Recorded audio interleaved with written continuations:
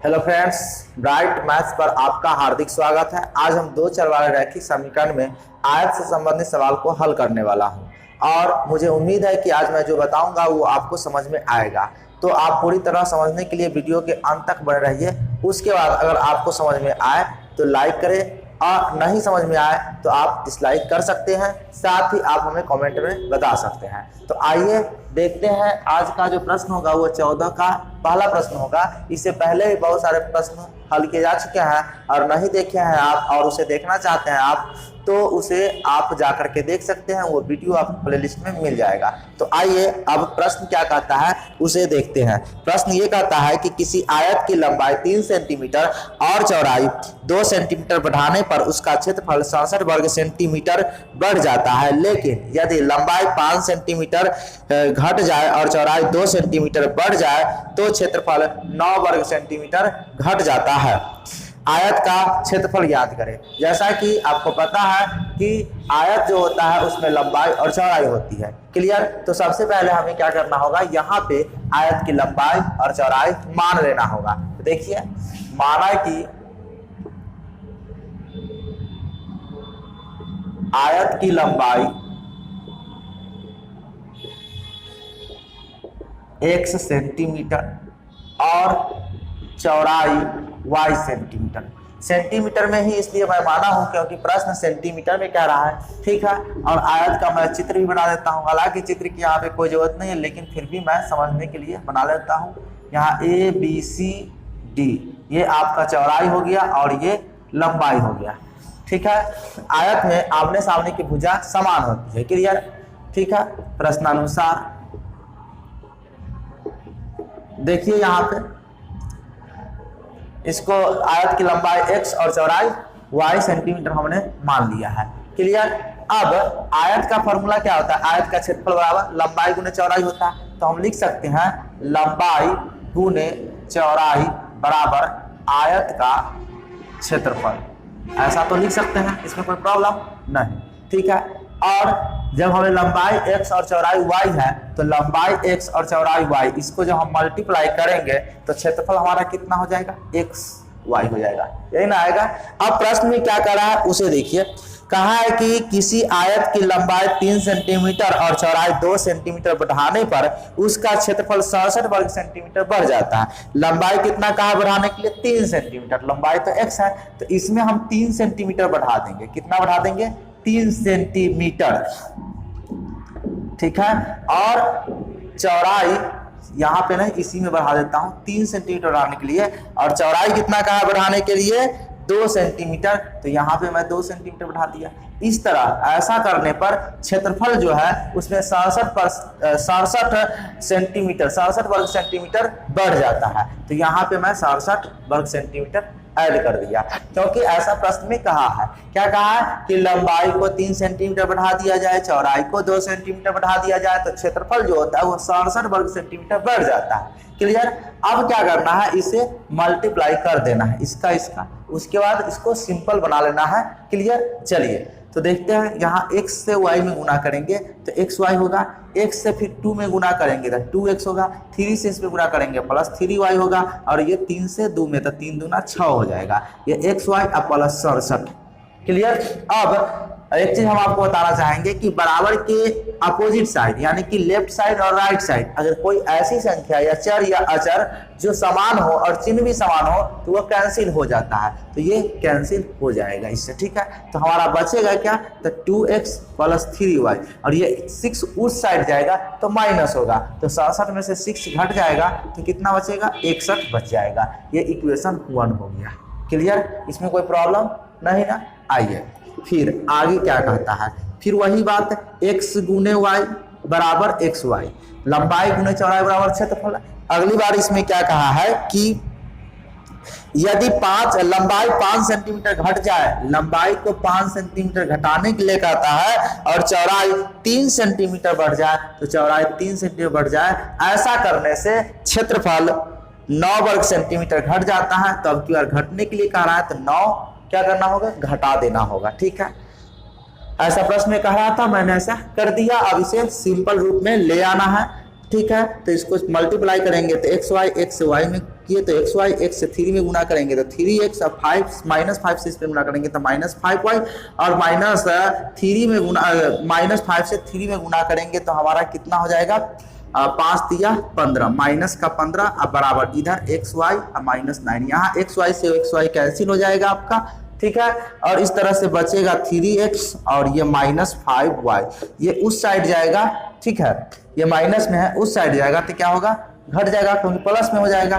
तो 9 और 15 से 9 गया 6, यानी कि प्लस का 6, ये इक्वेशन 2 हो जाएगा, ठीक है। समीकरण 1 और 2 हमें प्राप्त हो चुका है, अब इसे हल करेंगे। तो समीकरण 1 और 2 से, ठीक है, समीकरण 1 हमारा क्या है, तो 2x + 3y बराबर 61, और समीकरण 2 है 3x - 5y बराबर 6, ये इक्वेशन 1 इक्वेशन 2, ठीक है। अब यहाँ पे y के गुणांक यानी 5 से समीकरण 1 में गुना करेंगे, y के गुणांक यानी 3 से समीकरण 2 में गुना करेंगे। गुना करने के बाद 5 दूना 10x प्लस 5 दिया 15y बराबर, इसको गुना करेंगे तो 305 हो जाएगा, 5 कम 5 5 6 30, 3 से गुना करने पर 3 तिया 9x - 3 5 15y बराबर 6 18, ठीक है, इसमें कोई दिक्कत है नहीं।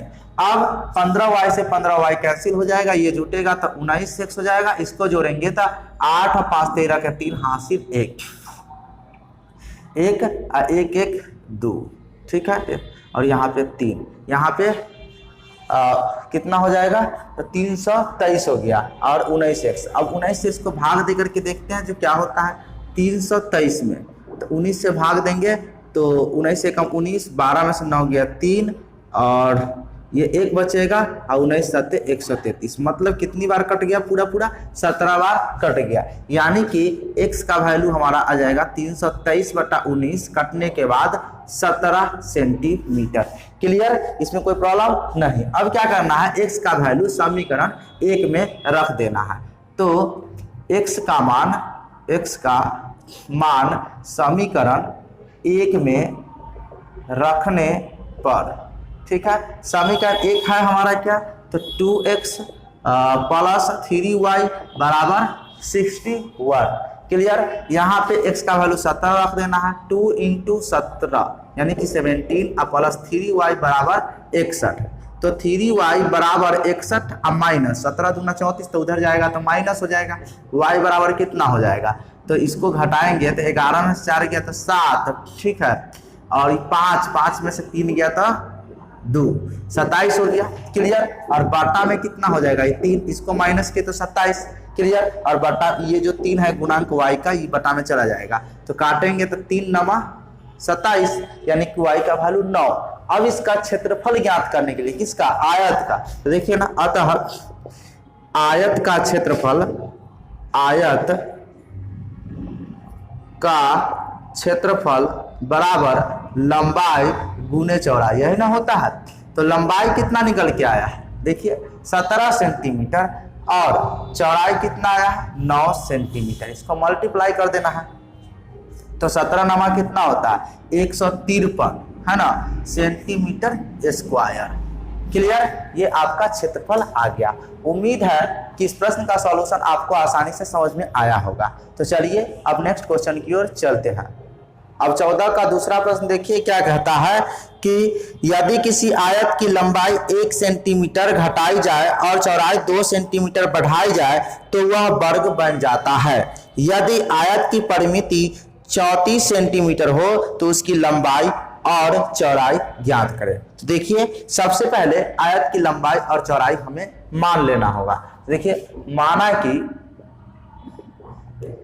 आयत की लंबाई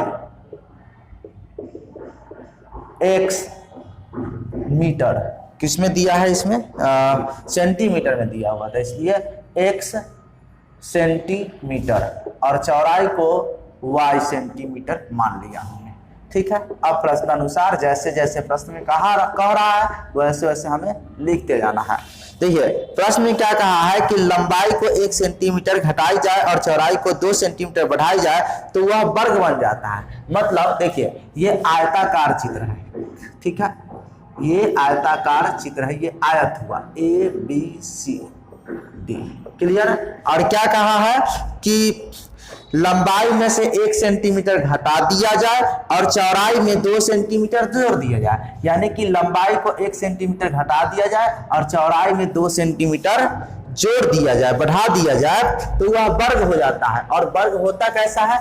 तो वर्ग जो होता है वो आपका इस तरह का होता है, मतलब इसकी चारों भुजाएं जो होती है वो आपस में क्या होता है? बराबर होती है। ठीक है। वर्ग का मतलब चारों भुजा आपस में बराबर, ऐसा हो जाता है। मतलब सभी भुजाएं इसकी क्या होगा? बराबर। यानी कि जब इसमें से इसकी लंबाई में से 1 सेंटीमीटर घटाएंगे और चौड़ाई में 2 सेंटीमीटर जोड़ देंगे तो लंबाई और चौड़ाई क्या होगा? बराबर हो जाएगा, तभी तो वर्ग बनेगा। तो हम यहाँ पे प्रश्नानुसार करते हैं। ठीक है। क्या कहा? लंबाई में 1 सेंटीमीटर घटाने के लिए और चौड़ाई में 2 सेंटीमीटर जोड़ देने के लिए, और इस तरह से बराबर हो जाता है, लंबाई और चौड़ाई बराबर हो जाता है। इस तरह से x और उस तरह से आएगा तो -y बराबर 2 और वो उस साइड जाएगा तो +1। ये हमारा हो जाएगा x - y बराबर 3। ये इक्वेशन 1 हो जाएगा। क्लियर। इसमें कोई प्रॉब्लम नहीं। अब आगे एक और बात कहा है कि आयत की परिमिति, यदि आयत की परिमिति 34 सेंटीमीटर हो तो उसकी लंबाई और चौड़ाई ज्ञात करें। ठीक है। तो आयत की परिमिति यानी कि 2 इंटू लंबाई प्लस चौड़ाई, ठीक है, बराबर क्या होता है? आयत की परिमिति। आयत की परिमिति, ठीक है, यही होता है। चलिए, तो 2 इंटू लंबाई यानी कि x चौड़ाई y बराबर आयत की परिमिति 34 सेंटीमीटर है। ठीक है। इस तरह से इससे इस पे भाग देंगे तो x + y बराबर 17 सेंटीमीटर, यानी कि इक्वेशन 2 हमारा निकल के आ गया। अब क्या करना है? इस दोनों को हल कर लेना है। तो समीकरण 1 और 2 से समीकरण 1 है x - y बराबर 3 और समीकरण 2 है x + y बराबर 17। क्लियर। अब यहाँ पे y वाला टर्म बराबर है तो कट जाएगा जोड़ने पर ही, तो ये हो जाएगा 2x और बराबर 17 और 3 20। इस तरह से x बराबर 2 से भाग देंगे तो इसमें 10 बार कट जाएगा, x का वैल्यू 10 आ गया। क्लियर। अब x का मान समीकरण 1 में रखने पर समीकरण 1 है हमारा क्या? तो x - y बराबर 3। ठीक है।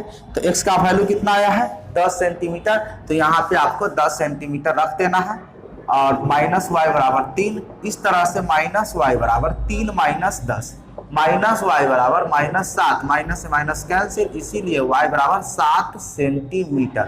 अतः लंबाई कितना हो जाएगा? 10 सेंटीमीटर और चौड़ाई कितना हो जाएगा? 7 सेंटीमीटर। क्लियर। उम्मीद है कि इस प्रश्न का सॉल्यूशन आपको आसानी से समझ में आ गया होगा। आइए नेक्स्ट क्वेश्चन की ओर चलते हैं। अब 14 का तीसरा प्रश्न देखिए क्या कहता है कि किसी समकोण त्रिभुज की छोटी 2 भुजाओं का योग 15 सेंटीमीटर है। यदि उनमें से छोटी को 1 सेंटीमीटर बढ़ा दिया जाए और बड़ी को 1 सेंटीमीटर घटा दिया जाए तो त्रिभुज का क्षेत्रफल 4 वर्ग सेंटीमीटर बढ़ जाता है। समकोण त्रिभुज के समकोण बनाने वाली भुजाओं को ज्ञात करें। क्लियर। यहाँ पे समकोण त्रिभुज की चर्चा है। किस त्रिभुज की चर्चा है? समकोण त्रिभुज की। तो देखिए, सबसे पहले हम आपको समकोण त्रिभुज यहाँ पे बना देता हूँ। ये रहा आपका समकोण त्रिभुज। क्लियर। ये ABC, यहाँ पे आपका ये 90 बनाएगा। समकोण का मतलब एक कोण उसमें 90 डिग्री का होगा।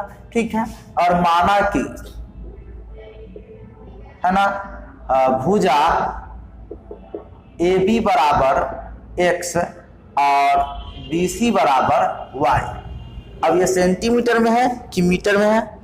तो देख लेते हैं। ये जो है सेंटीमीटर में, इसलिए हमने भी इसमें सेंटीमीटर मान लिया हूं। और जो कि समकोण बनाने वाली भुजा ज्ञात करने के लिए कहा है, तो समकोण बनाने वाली भुजा AB और BC है, इसलिए हमने AB और BC को ही माना है। और इसमें सबसे बड़ी भुजा हमारा होता है कर्ण, यानी AC सबसे बड़ी भुजा है, और इससे ये दोनों छोटा है, इसमें से एक छोटा और एक बड़ा है, ऐसा प्रश्न में कह रहा है। प्रश्न को फिर से समझिए, क्या कहता है, किसी समकोण त्रिभुज में दो छोटी भुजाओं का योग 15 सेंटीमीटर है, मतलब सबसे बड़ी भुजा तो ये है और बचा ये दूगो, तो ये दूगो छोटी होगा इससे। क्लियर? तो चलते हैं यहाँ पे प्रश्नानुसार दो छोटी भुजा। क्लियर? तो छोटी भुजा आपका x और y है, तो इसका योग कहा है 15, तो हमने 15 कर दिया इक्वेशन 1। फिर आगे क्या कहता है, ठीक है, उसको देखिए क्या कहा है कि यदि इनमें से छोटी को 1 सेंटीमीटर बढ़ा दिया जाए और बड़ी को 1 सेंटीमीटर घटा दिया जाता, त्रिभुज का क्षेत्रफल 4 वर्ग सेंटीमीटर बढ़ जाता है। इसमें भी छोटी बड़ी की बात कहा है। तो देखिए ना, हमने जिस तरह से फिगर बनाया उसी के आधार पर मैं बना देता हूं। ये x है और ये y है, इसमें से ये छोटा और ये बड़ी है, यानी कि y को हमने बड़ी मान लिया है, x को छोटी मान लिया है। क्लियर? और अब यहाँ पे देखिए ना, त्रिभुज का क्षेत्रफल क्या होता है, 1/2 इंटू आधार इंटू ऊंचाई बराबर त्रिभुज का क्षेत्रफल होता है, त्रिभुज का क्षेत्रफल होता है, ऐसा ही होता है ना। तो यहाँ पे इसके अनुसार 1/2 इंटू आधार हमारा कितना है, देखिए आधार तो हमारा ये हो जाएगा y BC और ये लंब हो जाएगा। ठीक है, तो आधार y हो गया और इंटू ऊंचाई जो है सो हमारा x हो गया। अब बराबर त्रिभुज का क्षेत्रफल क्या होगा, इस तरह से त्रिभुज का क्षेत्रफल 1/2xy हो जाएगा इसके अनुसार। ठीक है, अब यहाँ पे प्रश्न में क्या कहा है कि इनमें से छोटी भुजा को 1 सेंटीमीटर बढ़ा दिया जाए। छोटी भुजा, तो छोटी भुजा x है, इसमें 1 सेंटीमीटर इसको बढ़ाने के लिए कह रहा है, तो ये छोटी भुजा है ना, इसको 1 सेंटीमीटर बढ़ा देते हैं, यानी कि x + 1 हो जाएगा। आगे क्या कहा है कि बड़ी को 1 सेंटीमीटर घटा दिया जाए, बड़ी ये है तो इसमें से 1 सेंटीमीटर घटा दिया जाए, तो इस तरह करने पर त्रिभुज का क्षेत्रफल 4 वर्ग सेंटीमीटर बढ़ जाता है, यानी कि 4 इसमें ऐड कर देंगे। आगे कहा है समकोण त्रिभुज के समकोण बनाने वाली भुजा ज्ञात करें। तो देखिए, ठीक है, जैसे जैसे प्रश्न में कहा हुआ वैसे वैसे हमने कर दिया। अब यहाँ पे 1/2 और इसको मल्टीप्लाई करेंगे तो हमारा हो जाएगा कितना, तो x y, इससे इसमें गुना करेंगे तो प्लस का y, माइनस से गुना करेंगे तो -x और -1, इतना हो गया। इधर हमारा 2 हो जाएगा एलसीएम, तो 2 एलसीएम होने के बाद ये हो जाएगा xy और प्लस 4 दूना 8। अब यहाँ 2 से 2 आसानी से हम काट सकते हैं, कोई दिक्कत नहीं होगी। ठीक है, और इस तरह से ये x y और माइनस का x और प्लस y और -1 बराबर xy और प्लस 8। अब xy से भी xy आप आसानी से काट सकते हैं। ठीक है, अब यहाँ पे -x और प्लस y और वो उस साइड जाएगा तो प्लस हो जाएगा, यानी कि प्लस का 9, इक्वेशन 2, समीकरण 1 और 2 आ चुका है। अब देखिए यहाँ पे समीकरण 1 और 2 से, समीकरण 1 है हमारा x + y बराबर 15 और समीकरण 2 है -x + y बराबर 9। ठीक है, इसमें कोई दिक्कत है नहीं। अब यहाँ पे x से x कैंसिल हो जाएगा, ये 2y हो जाएगा और 15 और 9 24 होगा। ठीक है, तो y बराबर हमारा 24/2 कट जाएगा तो 12। क्लियर, ये 12 सेंटीमीटर y का वैल्यू आ गया। अब y का मान समीकरण 1 में रख देना है, y का मान समीकरण 1 में रखने पर, समीकरण 1 है आपका क्या, तो समीकरण 1 है x + y बराबर 15। यहाँ से x का मान जो है, x का मान कितना निकला है, नहीं निकला है, यानी y का वैल्यू निकला है, तो x को रहने देते हैं और y का 12 रख देते हैं। तो इस तरह से x + 12 बराबर 15, तो x बराबर हमारा 15 - 12 हो जाएगा। इस तरह से घटेगा तो 3 सेंटीमीटर आ गया, मतलब y हमारा 12 सेंटीमीटर और x 3 सेंटीमीटर। तो इसमें देखिए ना, x जो है छोटी और y बड़ी माने थे, तो x हमारा छोटा आया है और y बड़ा आया है। दोनों भुजा निकालने के लिए कहा था तो निकल गया। अतः भुजा ए बी बराबर आपका आ गया, x माने थे तो ये 3 सेंटीमीटर, और भुजा BC की बात करें यानी कि इसको हमने y माना था तो y का वैल्यू कितना आ गया 12 सेंटीमीटर। क्लियर। उम्मीद है कि इस प्रश्न का सॉल्यूशन आपको आसानी से समझ में आ गया होगा। तो अब हमें कमेंट करके बताइए कि समझ में आया या नहीं। क्लियर। मिलते हैं नेक्स्ट वीडियो में, तब तक के लिए धन्यवाद। जय हिंद, जय भारत।